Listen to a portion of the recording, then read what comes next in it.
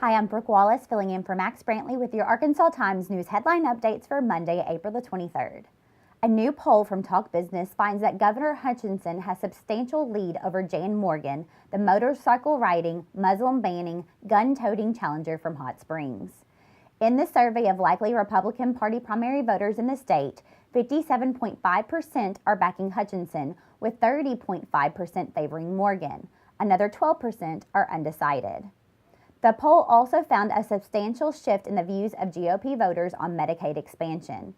A substantial plurality of likely voters in the Republican primary now support the program, continuing a trend toward increasing support for the policy among GOP voters that has been shown in previous Talk Business polls. A group of anonymous Harding University students on Friday published an HU Queer Press 2.0 zine covering issues of gay rights at the private Church of Christ affiliated campus in Searcy. A similar publication, The State of the Gay at Harding University, set off a firestorm of controversy at Harding 7 years ago. The new group launched a website, HU Queer Press 2.0, on Friday and distributed copies of the 16-page zine. You might find a student publication like that on any number of campuses across the country, but at Harding, its release counts as a radical act. The school holds to Church of Christ teachings strongly disapproving of homosexuality. Shortly after the publication was distributed onto car windshields and elsewhere on campus, HU Queer Press 2.0's Twitter account began reporting that campus security officers were gathering the copies of the zine and throwing them in the trash. The Bison, the school's campus newspaper, reported that, quote, pamphlets were removed from campus because the distributors disregarded the university policy of approved before release, end quote. The student handbook requires that literature or other materials distributed on campus must secure university approval through the Office of Student Life.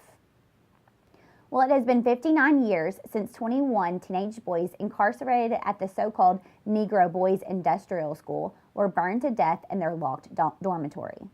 On Saturday, a monument to the boys was placed at Haven of Rest Cemetery in Little Rock, where 14 of the boys were buried.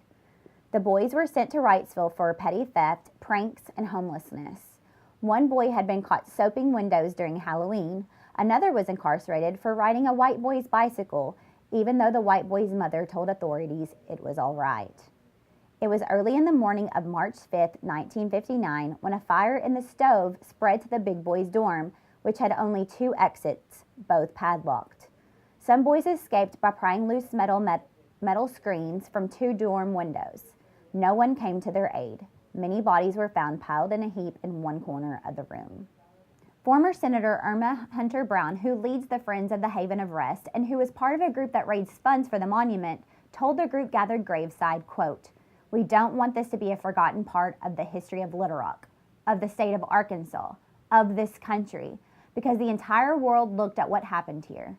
This part of our history, as painful as it is, will always be remembered, end quote. Well, that's all your news for today. You can read more on the Arkansas blog. Thank you and see you tomorrow.